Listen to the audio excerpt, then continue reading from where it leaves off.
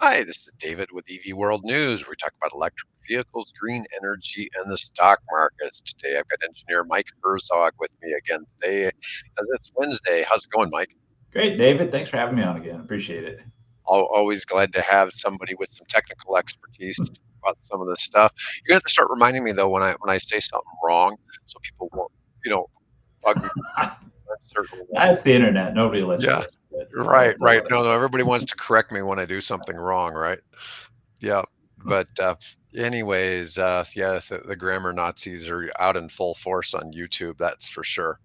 Let's see what we got here. So today, the first article I really want to talk about, this is coming to us from Reuters, is about automakers drive to avoid China's EV rare earth dominance. Now, we know this is a big criticism of the EV market, is that we're so dependent on China for the materials in the batteries. I'm sure you hear a lot of this too. Mhm. So, the auto industry is expanding efforts to cut rare earth EV use. Alternatives are now commercially viable, and rare earth magnets will still dominate Chinese via or dominate via Chinese EV makers. I mean, China's making most of the EVs now, Yeah, yeah, which is really strange to think about how car manufacturing is shifting from US and Japan to China because of EVs, isn't it? yeah. So, It's a lot of forethought. You want to say on their part of understanding the value of those elements and what it looked like and ramping up that production value. Now, I will say I've followed energy storage for a number of years now, and the number of times I have seen there's a commercially viable product, there's a breakthrough, there is this has come out, and this is going to revolutionize. Say goodbye, and it's not, it's not clickbait. It's not the ads popping up. It's somebody synthesized this, somebody replicated it once in a lab, and now all of a sudden they say it's you can make that jump to commercial viability and what it looks like. So I hold my breath a little bit on some of those and what it looks like. Now there is incentive, at least nationally stateside, to move away from that. It's security, right? If we're right. relying on these materials for our day to day lives, and if it permeates electric vehicles even more than it does today, or electric vehicles permeate the space more than they do today, we're going to be more dependent on that. And it's just very interesting. Side note: we're here in Nebraska, and it's a publicly traded company. There is a potential rare earth site here in Nebraska, in middle of nowhere, rural space. Uh, why is it there? Don't know. We speculate maybe a asteroid or a comet. Something landed there, a big meteor. Million years ago, 100,000 years ago, whenever it was, and embedded itself. But there's a deposit in the challenges of making that viable commercially and setting up the operation and setting up the mining and putting all of those things together. Um, it's staggering how high that is, and every time they think they're just about there, it just nope. There's another hurdle. Nope. There's another environmental permit. There's we forgot about this part. Now it's going to cost that much. So it's where these elements are available and where it's at, even in Nebraska, and where it's stateside, and it's not that far away from infrastructure. I forget the name of the town. There's a town about 30 miles from Kearney that they call Other Planet or something like that. Something like that. Yeah. Yeah, Maybe it's that's where it's it's very at. interesting. Why did these end up in these spaces and where they're at? I think there's been spots in Brazil and spots in China, and the remoteness of them and where they are. It's just why I don't know. I don't know, Yeah. but it's a challenge. Well, back to the Reuters article, General Motors, Land Rover, and suppliers like Borg Warner are researching or have developed motors with low to zero rare earth content, such as magnet-free, externally excited synchronous machines, which generate a magnetic field using electric current. And others like Nissan are going further with a dual strategy to develop both newer EESM motors and to also develop permanent magnet motors with rare earth content will be gradually eliminated altogether. Currently, China dominates the mining and processing of 17 metals known as rare earths, although companies elsewhere are trying to loosen China's grip. That's pretty big if there's 17 of them that China really Mhm. dominates. German supplier ZF has developed an ESM motor that they said matches the size and performance of permanent magnet motors. So that could be a pretty big change. I've seen, discussions about it in the batteries about, switching from the lithium to some things that are Mhm. more readily available here in the United States. Yeah. But it's a matter of, you were saying that people come up with things and they probably work, but the thing is a lot of these things cost way more money to bring the resources together, or it's a great idea as long as you can get somebody to drop $200 million to get the initial cost of building the plant and the specialized machinery to extract it and all of this. And some of it just Mhm. gets to be a little bit unrealistic because nobody wants to be the one to drop Yeah. that money in there. And that's why in a lot of things in the electric vehicle space, you see a lot of government push and a lot of government funds to try to work with us. Bill yesterday was saying on the show that worldwide fossil fuels get almost $1 trillion annually in subsidies in some Subsidies. form. And it could be subsidies, tax breaks, whatever, but Mhm. it makes you think there should be plenty of money worldwide to develop Yeah. some of these other It'd be technologies. interesting in fossil fuels with such a developed space, when you actually start to look at the supply chain and production chain, where those numbers could be out there when you start to add up. Well, they get a subsidy on trucking or some type of cargo transport or the widget that they put in this plant that drives this and whatever it looks like. And that's one of the big challenges with all of these new breakthrough technologies and what it looks like. We are so good at building processes and building Mm. efficiencies and finding ways to reduce costs and everything like that, where yeah, you can pencil and paper some of these processes out, but boy, if you make one mistake and somewhere in that process it's an extra 10% than you thought it was going to be, all of a sudden your economic equation blows up. Like this is not viable anymore, and what that looks like. So it's Yeah. interesting as these standards and industries develop. So let's see. This is kind of interesting. The average EV permanent magnet motor uses around 600 grams, about 1.3 pounds of heavy rare earth neodymium. Prices have fluctuated greatly for neodymium at around $125 a kilogram now, down from almost double that last year, but it's still almost double what it was in 2020 when it was only $65 a kilogram. Now it's 125. It seems like there's a lot of fluctuation in something like that.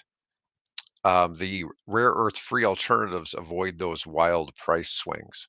But anyways, I just thought that was kind of interesting to see because at some point the world won't be reliant on China exclusively for being able to bring that sort of stuff to market. Now, I would say I'm let's even surprised they take that much rare earth. I know in some of them, it's, you want to say like a drop in the swimming pool, and it makes steel that much lighter and that much stronger. And why they've started to incorporate these in there, they've done really well. So even it's a pound. Even I know that doesn't sound like a lot in when you're talking about a vehicle, but right. a little bit goes a long way with those materials. I was watching somebody holding up a entire front end assembly of a car that was made from carbon fiber, and he was holding it above his head with one hand, and apparently it only weighed 20 pounds as carbon fiber. If it had been other materials, it would have been about 120. Wow. And that's one of the reasons why they like, doing the carbon fiber on the race cars Mhm. and stuff like that, is because it's so strong and yet so lightweight. Yeah, yeah. Okay, so our next article is about EV maker Canoe.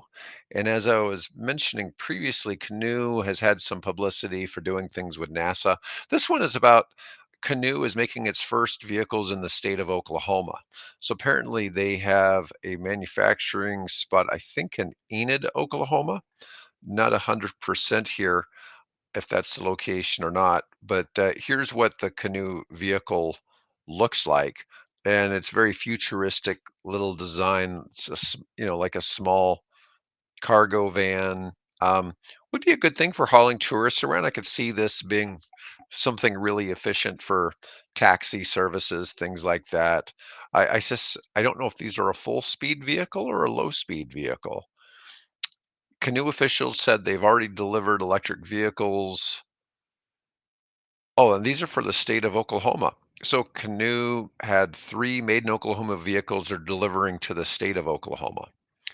And we're excited about the potential of an Oklahoma manufactured vehicle being part of the state's fleet and look forward to further evaluating these vehicles as part of our broader initiative to modernize the state's fleet for more efficient state government for taxpayers.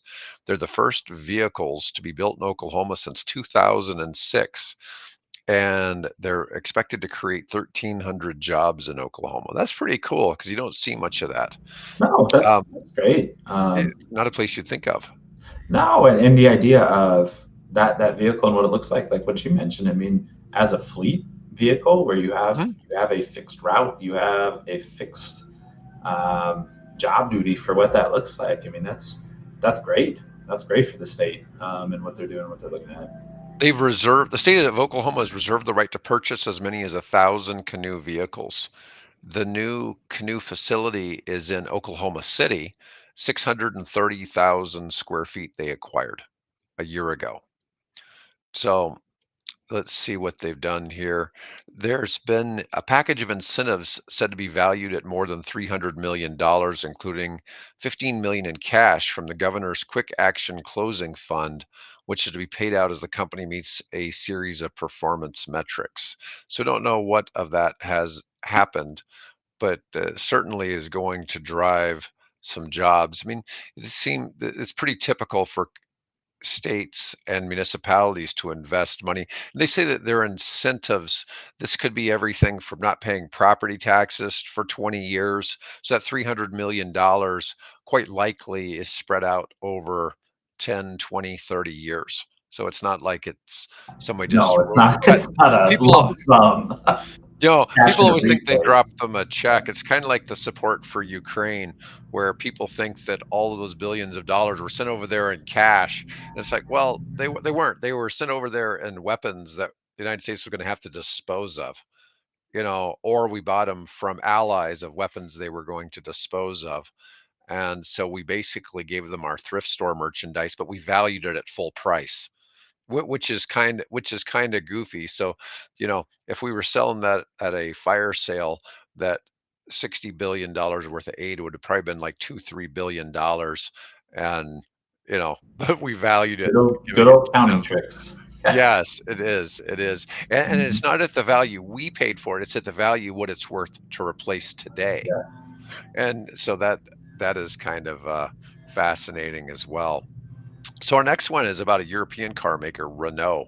The French car maker teases a new affordable electric city car, and this one comes from Electric. There is the Megane E.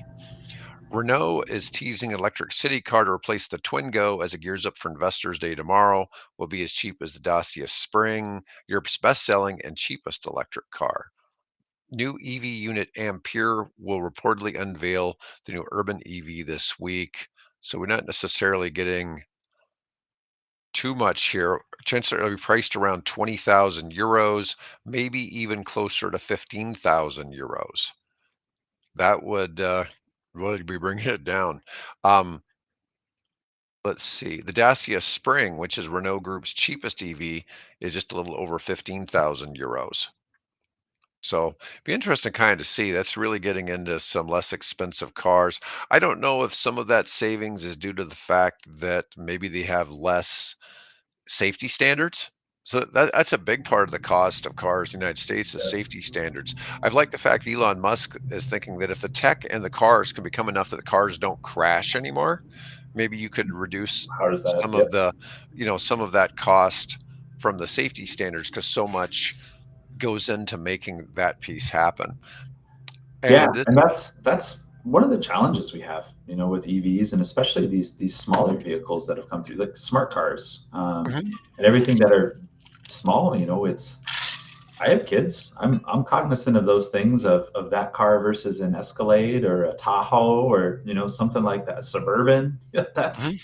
that's going to get crumpled. And it's just a fact of our roads and something we always have to be cognizant of. And it definitely influences our decisions, I would say, as it goes through it. So I've owned a lot of large SUVs, and the insurance rates on some of them, particularly Tahoes and Suburbans, is really expensive, and I was really curious as to why. And their reasoning is because they cause so much damage to other vehicles in an Mm, accident. It's very lopsided. And I mean, it's not that you're not safe in them because you are. The insurance cost isn't high because the vehicle's unsafe. It's because it's not necessarily safe for somebody else if the other they get people. in an Yeah, accident with you. And I thought, well, that's I guess that's kind of there's something telling to that, that. the liability is greater in one because they cause so much more damage than, like you're saying, if you got hit by a smart car, you might not even get that badly hurt if you were a pedestrian. Mhm. Mhm. Whereas, um, I one time when I lived in Memphis, I saw where a Ford Explorer pulled out in front of a cement truck and Mm. got pancaked. I mean, it's just hard to really imagine the disparity there, but it completely crushed it flat. Mhm. I mean, it's hard to imagine that there was people Yeah. in that Yeah. in that vehicle. Um, Oof. Yeah, I mean, it is, but that is part of the disparity of different vehicles. And you look at where we live, our part of the country, we have lots of big EVs, and we have a lot of pickup trucks. Yeah. I mean, you have a lot of pickup trucks in this part of the country because a lot of people do work Yeah. It's that it's needs you that. know it's part of their jobs, and that's one thing that we see around here now. There's a lot of suburban warriors, in different places what it looks like, and I want a big old truck, and I've never hauled a thing in my life, but around here, it's day to day work. People do Yeah, that. People use those vehicles for their jobs. Yeah. right. So our last article for today is something that would be more on the engineering side. Mhm. And this comes from Clean Technica. And this is something a lot of people always talking about. What are we going to do with all the old batteries from EVs? And this one of the things people don't understand is that the batteries don't go bad. They just degrade in use. So at a certain point, if your car battery is only getting 70% of the range it once got, you might get rid of that car. But what happens is then the batteries are getting pulled by outfits like this. This power and energy storage system uses former EV batteries, and they may, typically they're still going to get probably 80%, 70%, or whatever. They're not going to have the same remove, pull. Uh, Yeah. they're going to take better care of them to get more life out of these batteries. But it's interesting kind of to see because it's not that the batteries need to be recycled; they're simply going to be repurposed.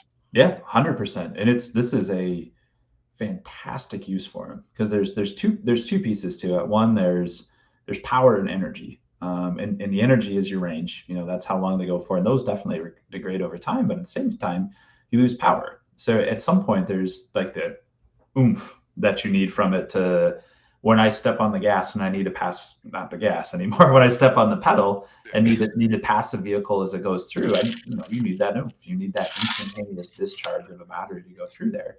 That degrades over time as well when you see it. But in an application like this, where we just need you to turn on, you need your output.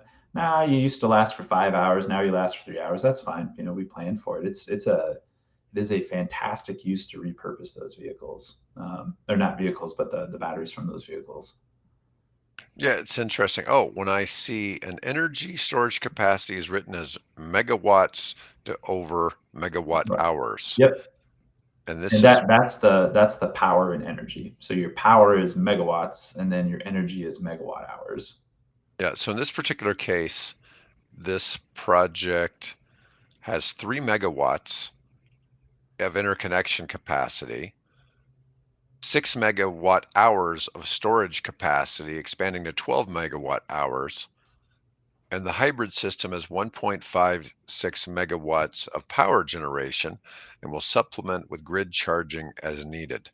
That is, and they're deploying batteries that came from Honda Clarity battery electric vehicles. I like this question. How did you find the Hondas? They're asking the real questions Yeah. here. We collaborate with the original equipment manufacturer, which is Honda, directly to source the batteries for this for the I don't know how to pronounce it. Kuyama, Yeah. Kayama. We're working directly with Honda to source the Clarity batteries. When you get Ba- second, Basically, we got a warehouse full of them because this vehicle's not selling. So you want them cheap? Yeah. these are all the trade-ins off Yeah. the fleet cars. When you get second life batteries, what is the process to start working with them? Let's see. We're able to deploy EV batteries in our original pack casing utilizing the pack's native battery management software, which eliminates repurposing costs.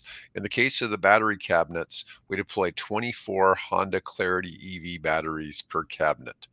Do you test them and pull them out of vehicles that recondition and then transport them? We assemble and test the cabinets at our hub in Lancaster, shipping the pre-tested cabinets to the project site. This is kind of interesting. Mhm. Permitting authorities require energy storage systems to achieve UL certification. Uh, Company provides all the pertinent tests. What does it cost to buy a used one? There's not an established market for selling used EV batteries. This obviously, if you're in a car accident and your vehicle gets totaled, the insurance company then auctions off your car more or less. They take offers, and depending what your vehicle is, it might sell for 1,000 to $3,000 to $4,000. I'd imagine the battery packs are going to be worth quite a bit. Quite a bit. And what a lot And of people don't think about or realize when even up to electric vehicles that they're basically a whole bunch of AA batteries mm, stuck together. And you package them into smaller units, and those get packaged into bigger units and bigger units until you build it out. So it's not, you think about, wow, your vehicle has one battery. No, your vehicle is made up the same thing that's in your power tools. Your battery powered power tools. It's just packaged differently. So it's not like, well, this piece of equipment failed, now it's worthless. Well, no, some of them are still probably good. They don't all degrade at the same time. Some may be damaged, some may be still okay. So yeah, absolutely, there's a lot of salvage value in those. And that comment previously of like, hey, we're able to keep the same packaging that they were in.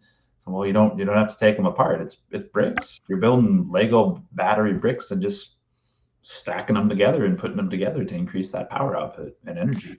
here's the staggering bit of knowledge here. Does it cost less to buy former EV batteries than new batteries? And the answer is yes. It's like, yes. Yes. How easy or difficult is it to add more batteries to the stationary energy storage price? It's simple. Our tech allows for batteries to be deployed in plug and play fashion. It's like, it's Yeah. like, do people not own flashlights? Yeah. They've never taken a battery out of their phone and put another one in there. It's just Um, like that. It's your battery powered drill. You've got one yeah. charging in the wall and you have another. You take it out and charge the other one and put the other one in. It's the same technology. People think it's some So some wild breakthrough of fundamental. No, they're just batteries. They're good old flashlight batteries. this is the same size as my original cell phone. Okay. And it Mhm. had a battery that slid off that was about here. And I always had one on the charger and I had another one on the phone. So I always had the extra battery. But that thing was huge. I always felt like I could call in an airstrike or an artillery strike with my phone because it looked like an army field radio. It wasn't something you just stuck in your pocket either Yeah. because the thing was enormous, you know. But they, they were they were really big. This is back in the early 90s. And yeah, it's not like this is all that amazing. Um and let's see. And in this system, they've got a hybrid system charges from on-site solar and then supplementing with when needed with grid charging, the solar resource is strong. Over the course of a year, a single megawatt of PV on a single axis tracker can generate 2,400 megawatt hours of energy. In summer months, it can generate Hmm. 10 megawatt hours. The 12 megawatt hours of battery storage can reliably be charged by the 1.56 megawatts of on-site PV. When needed, the system can be supplemented with grid charging. Well, anyways, I just thought that was kind of interesting because that's one of the things that we obviously, for a lot of renewables need battery storage because there's such a big mismatch of when renewable energy Yep. is available for people to use. And like right now, I have solar and I'm sending it back to the OPPD, Hmm. and then at night I buy it back, or I don't really technically buy it back. They send it back to me, and then at the end of the year we figure out who owes who, you know. Hmm. But it's just kind of a Yeah, different no, process. it's awesome to see those actually put into practice and people putting those things together and repurposing and reusing because that is they're good. They're good for a long time. If you don't have to count on it to drive every day and it's just yep, it's there. We know the old girl ain't what she used to be, but it still works out fine. And it's like, my gosh, what a great use for it. Anyways, Mike, good show today. Appreciate you being on.